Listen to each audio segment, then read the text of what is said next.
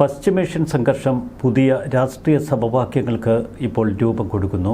പാകിസ്ഥാനും സൗദി അറേബ്യയും തുർക്കിയും ചേർന്നുള്ള പുതിയ അച്ചുതണ്ട്. നാറ്റോ മോഡലിലുള്ള മുസ്ലിം രാജ്യങ്ങളുടെ കൂട്ടുകെട്ട് എന്നാണ് ഇവർ ഇതിനെ വിശേഷിപ്പിക്കുന്നത്. മുസ്ലിം നാറ്റോ സഖ്യമെന്ന് ഈ സഖ്യത്തെ പാശ്ചാത്യ മാധ്യമങ്ങൾ വിശേഷിപ്പിക്കുന്നു.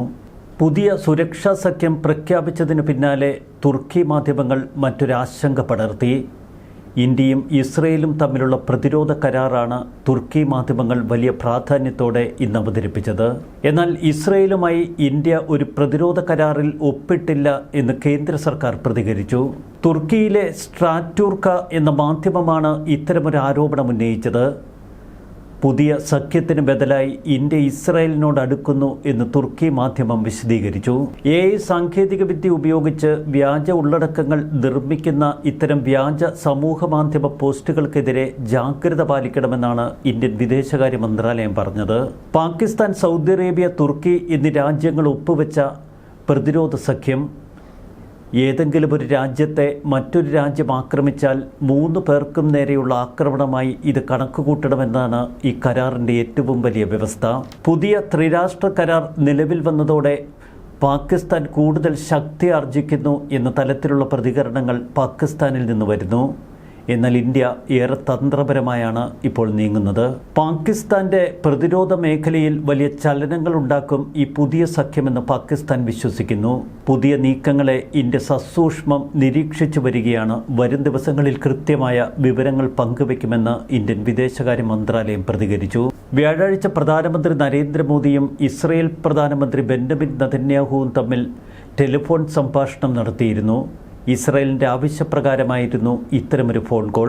ഇരു രാജ്യങ്ങളും തമ്മിലുള്ള തന്ത്രപരമായ പങ്കാളിത്തവും വിവിധ മേഖലകളിലെ സഹകരണവും കൂടുതൽ ശക്തമാക്കണമെന്ന് ഇസ്രായേൽ പ്രധാനമന്ത്രി നരേന്ദ്രമോദിയോട് ആവശ്യപ്പെട്ടു. പാകിസ്ഥാനെ തങ്ങളുടെ വിശ്വസ്ത രാജ്യമായി എന്നും അമേരിക്ക കണ്ടിരുന്നു.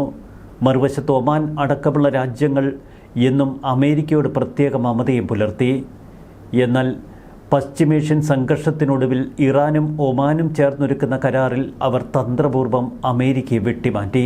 ഇത് ട്രംപിനെ ഏറെ പ്രകോപിപ്പിച്ചിട്ടുണ്ട്. പശ്ചിമേഷ്യയിൽ യുദ്ധം അവസാനിപ്പിക്കുമെന്നും ഹോർമുസ് കടലിടുക്ക് ഉടൻ തുറക്കുമെന്നും ട്രംപ് പലവട്ടമാണ് പ്രഖ്യാപനം നടത്തിയത്. ഹോർമുസ് കടലിടുക്കിനെ നിയന്ത്രിക്കാൻ ഒമാനുമായി ഒരു ധാരണയിലെത്തിയെന്നും പ്രഖ്യാപനം ഉടനുണ്ടാകുമെന്നും ഇറാൻ പറയുന്നു. ഇത്തരമൊരു കരാറിൽ മൂന്നാം കക്ഷിക്കിടമില്ല എന്നാണ് ഇറാൻ്റെ പ്രതികരണം. ഇറാൻ പരസ്യമായി അമേരിക്കയെയും ട്രംപിനെയും കുത്തുകയാണ്.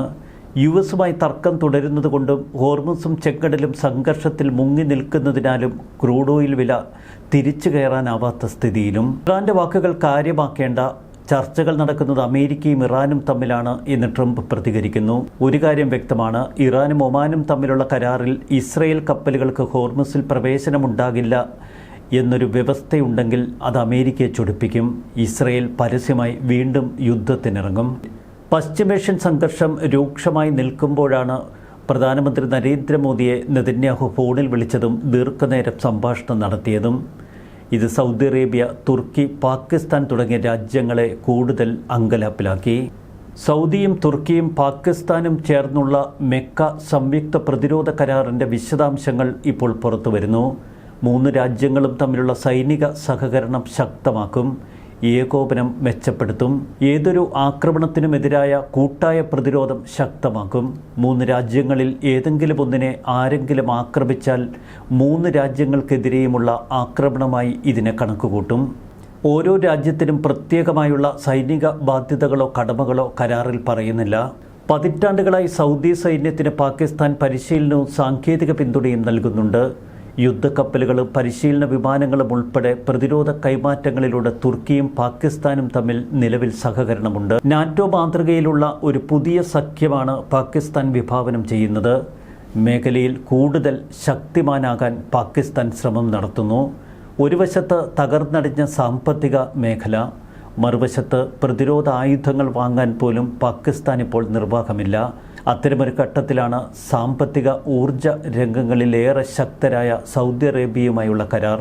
2025 സെപ്റ്റംബർ 17 റിയാദിലെ അൽ യമാമ കൊട്ടാരത്തിൽ വെച്ച് പാകിസ്ഥാൻ പ്രധാനമന്ത്രി ഷഹബാസ് ഷെരീഫും സൗദി കിരീടാവകാശി മുഹമ്മദ് ബിൻ സൽമാനും ഒപ്പുവെച്ച ചരിത്രപരമായ ഒരു സ്ട്രാറ്റജിക് മ്യൂച്വൽ ഡിഫൻസ് എഗ്രിമെൻ്റാണ് ഇത്തരമൊരു ത്രികക്ഷി ഏകോപനത്തിലെത്തിയത്. 2026 ഓഗസ്റ്റിൽ ജിദ്ദയിലും മക്കയിലും നടന്ന ഉച്ചകോടിയിൽ വെച്ച് തുർക്കി president Recep Tayyip Erdogan, Pakistan പ്രധാനമന്ത്രി Shahbaz Sharif, army chief field marshal Asim Munir എന്നിവർ ചേർന്ന് പ്രാരംഭ ചർച്ചകൾ നടത്തുകയും തുടർന്ന് സൗദി കിരീടാവകാശി മുഹമ്മദ് ബിൻ സാലിമിൻ്റെ സാന്നിധ്യത്തിൽ ഇത്തരമൊരു കരാർ വ്യവസ്ഥകൾ വിഭാവനം ചെയ്യുകയും ചെയ്തു. ഏകദേശം 10 മാസത്തിലേറെയായി ചർച്ച നടത്തിയാണ് ഇത്തരമൊരു പ്രതിരോധ കരാറിൽ ഈ 3 രാജ്യങ്ങളും എത്തിച്ചേരുന്നത്. അടിസ്ഥാനപരമായ ഒട്ടേറെ ആശങ്കകൾ ഈ സഖ്യം ഉയർത്തുന്നു. പശ്ചിമേഷ്യൻ, യൂറോപ്യൻ, ദക്ഷിണേഷ്യൻ സുരക്ഷാ മേഖലകളിലെ ശാക്തിക സന്തുലനത്തെ ഇപ്പോൾ പുനർനിർവചിക്കേണ്ടി വരും. അമേരിക്കയിൽ നിന്ന് ലഭിച്ചിരുന്ന സുരക്ഷാ ഉറപ്പുകളുടെ വിശ്വസനീയത കുറഞ്ഞതാണ് ഇത്തരമൊരു കരാർ ഇപ്പോൾ പെട്ടെന്ന് ഈ രാജ്യങ്ങൾ ഒപ്പിടാനുള്ള മുഖ്യ കാരണം. പശ്ചിമേഷ്യയിൽ അമേരിക്കയും ഇസ്രായേലും ചേർന്ന് തുടങ്ങിവെച്ച സംഘർഷത്തിലൂടെ ഉണ്ടായ പ്രാദേശിക അസ്ഥിരത സൗദി അറേബ്യയെയും തുർക്കിയെയും പുതിയ സുരക്ഷാ അച്ചുതണ്ടുകൾ തേടാൻ പ്രേരിപ്പിച്ചു. നിലവിൽ നാറ്റോ അംഗരാജ്യമായ തുർക്കിയെ സംബന്ധിച്ചിനി പരീക്ഷണങ്ങളുടെ ഒരു കാലമായിരിക്കും. നാറ്റോ സഖ്യരാജ്യങ്ങൾ തുർക്കിയെ സംശയത്തോടെ നോക്കും. ഓരോ പങ്കാളി രാജ്യത്തിൻ്റെയും വിദേശ നയ ലക്ഷ്യങ്ങളെയും ആഭ്യന്തര നയങ്ങളെയും കൃത്യമായി പിന്തുണയ്ക്കുന്ന രീതിയിലാണ് ഇപ്പോൾ ഇത്തരമൊരു സഖ്യം ആസൂത്രണം ചെയ്തിരിക്കുന്നത്. തങ്ങളുടെ കടുത്ത സാമ്പത്തിക പ്രതിസന്ധി മറികടക്കാൻ പാകിസ്ഥാൻ ഈ സഖ്യത്തിലൂടെ ശ്രമിക്കും. കരസേനയ്ക്ക് ആവശ്യമായ ആധുനിക പ്രതിരോധ സാങ്കേതിക വിദ്യകൾ സ്വായത്തമാക്കാൻ ഈ ബന്ധത്തെ സൗദി അറേബ്യ ഉപയോഗപ്പെടുത്തും. തുർക്കിയുടെ പ്രതിരോധ വ്യവസായ ഉൽപ്പന്നങ്ങൾക്ക് സുസ്ഥിരമായ ഒരു വിപണി കണ്ടെത്തേണ്ടതുണ്ട്. സൗദി അറേബ്യ, പാകിസ്ഥാൻ തുടങ്ങിയ രാജ്യങ്ങൾ തങ്ങളുടെ വിപണിയായി മാറുമെന്ന് തുർക്കി കണക്കുകൂട്ടുന്നു. ഈ സഖ്യത്തിലേക്ക് കൂടുതൽ മുസ്ലിം രാജ്യങ്ങൾ എത്തുമെന്നും കൂടുതൽ വിപണി തങ്ങളുടെ വരുതിയിലേക്ക് വരുമെന്നും തുർക്കി കണക്കുകൂട്ടുന്നു. സൗദിയെ സംബന്ധിച്ച് തങ്ങളുടെ സാമ്പത്തിക ശേഷിയെ വിദേശ സൈനിക ശേഷികളുമായി ബന്ധിപ്പിച്ച് സ്വന്തം മേഖലയുടെ സുരക്ഷ കൂടുതൽ കരുത്തുറ്റതാക്കി മാറ്റാനുള്ള അവസരമായി ഇതിനെ കരുതുന്നു. ചുരുക്കത്തിൽ പശ്ചിമേഷ്യയിൽ ഇറാൻ്റെയും ഇസ്രായേലിൻ്റെയും സ്വാധീനം തടയുകയാണ് ഇത്തരം സഖ്യങ്ങളുടെ മുഖ്യ ലക്ഷ്യം. ഇവിടെ ഇസ്രായേൽ എന്ത് നിലപാടെടുക്കുമെന്ന് ഈ സഖ്യരാജ്യങ്ങൾ ഉൾപ്പെടെ ഉറ്റുനോക്കുന്നു. ഇപ്പോൾ രൂപീകരിക്കപ്പെട്ട ഈ പുതിയ സഖ്യം ഇന്ത്യക്ക് ഏതെങ്കിലും തലത്തിൽ ഭീഷണി ഉയർത്തുന്നു എങ്കിൽ ഇന്ത്യ പെട്ടെന്ന് തന്നെ ഇസ്രായേലുമായി ഒരു പ്രതിരോധ കരാറിലെത്താനുള്ള സാഹചര്യം നിലനിൽക്കുന്നു. ഇത്തരമൊരു സഖ്യത്തിലേക്ക് UAE അടക്കമുള്ള രാജ്യങ്ങൾ കൂടി ചേർന്നാൽ ഇന്ത്യ നിർണായക ശക്തിയായി മാറും. നിലവിൽ നാറ്റോയിൽ നിന്ന് അകലാൻ ശ്രമിക്കുന്ന പൊതുനയങ്ങളാണ് അമേരിക്കയ്ക്ക് മുന്നിലുള്ളത്. തുർക്കിയും സമീപഭാവിയിൽ നാറ്റോ സഖ്യത്തിൽ നിന്ന് പിൻവാങ്ങുമോ എന്ന് കാത്തിരുന്ന് കാണാം. മേഖലയിൽ ഒരു സുന്നി ഇസ്ലാമിക അച്ചുതണ്ട് സഖ്യമാണ് ഇപ്പോൾ പാകിസ്ഥാനും സൗദിയും തുർക്കിയും ചേർന്ന് വിഭാവനം ചെയ്യുന്നത്. ഭാവിയിൽ ഈ സഖ്യം ഒരുപക്ഷെ വലുതായി കൂടുന്നില്ല. തുർക്കിയും പാകിസ്ഥാനും തമ്മിലുള്ള സൈനിക ബന്ധം അസർബൈജാനെ തന്ത്രപരമായി ശക്തിപ്പെടുത്താൻ അവർ ഇനി ഉപയോഗിക്കും. ഈ ത്രിരാഷ്ട്ര ചേരി രൂപപ്പെടുന്നതോടെ അർമേനിയ, സൈപ്രസ്, ഗ്രീസ് തുടങ്ങിയ രാജ്യങ്ങൾക്ക് മേലുള്ള തന്ത്രപരമായ സമ്മർദ്ദശക്തിയായി ഈ സഖ്യം മാറും. എന്നാൽ അർമേനിയ, സൈപ്രസ്, ഗ്രീസ് തുടങ്ങിയ രാജ്യങ്ങൾ ഇന്ത്യയുമായി വലിയ അടുത്ത ബന്ധം സൂക്ഷിക്കുന്നു. ഇന്ത്യയുടെ ആയുധങ്ങളും പ്രതിരോധ സാങ്കേതിക വിദ്യയും അർമേനിയയും ഗ്രീസും ഏറെ ആശ്രയിക്കുന്നുണ്ട്. ചുരുക്കത്തിൽ ദക്ഷിണേഷ്യയുടെ ബലതന്ത്രത്തിൽ ഈ സഖ്യം വലിയ മാറ്റങ്ങൾക്ക് കാരണമാകും. 2025 മെയ്യിൽ ഇന്ത്യയും പാകിസ്ഥാനും തമ്മിൽ നടന്ന 4 ദിവസത്തെ ഓപ്പറേഷൻ സിന്ദൂർ സൈനിക ഏറ്റുമുട്ടൽ. ഇന്ത്യയും പാകിസ്ഥാനും തമ്മിൽ നടന്ന യുദ്ധഘട്ടത്തിൽ തുർക്കി പരസ്യമായി പാകിസ്ഥാനെ പിന്തുണച്ചു. 100 കണക്കിന് ബൈറക്തർ ഡ്രോണുകളും ലോയിറ്ററിംഗ് ആയുധങ്ങളുമാണ് തുർക്കിയിൽ നിന്ന് പാകിസ്ഥാനിലെത്തിയത്. ചുരുക്കത്തിൽ പാകിസ്ഥാൻ, തുർക്കി, സൗദി അറേബ്യ സഖ്യം ഇന്ത്യയുടെ താൽപ്പര്യങ്ങൾക്കും സുരക്ഷയ്ക്കും അറബിക്കടലിലെ സമുദ്ര അതിർത്തികളിലും പുതിയ ഭീഷണികൾ ഉയർത്തുമെന്ന് വ്യക്തം. ഇപ്പോൾ തന്നെ ഇന്ത്യൻ മഹാസമുദ്രത്തിൽ വലിയ ആധിപത്യം നേടാൻ ചൈന ശ്രമിച്ചുകൊണ്ടിരിക്കുന്നു. തുർക്കിയുമായുള്ള ഈ സഖ്യം ഉപയോഗിച്ച് പാകിസ്ഥാൻ തങ്ങളുടെ പ്രതിരോധ ശേഷി ഉയർത്താനുള്ള സാഹചര്യമുണ്ട്. ഇത് ഇന്ത്യക്ക് വലിയ തലവേദന ഉണ്ടാക്കുമെന്ന് വ്യക്തം. ഇന്ത്യയുടെ വിദേശ വ്യാപാരത്തിൻ്റെയും ഊർജ്ജ ഇറക്കുമതിയുടെയും ബഹുഭൂരിപക്ഷവും കടന്നുപോകുന്നത് അറേബ്യൻ കടലിലൂടെയും സമീപത്തെ സമുദ്രപാതകളിലൂടെയും.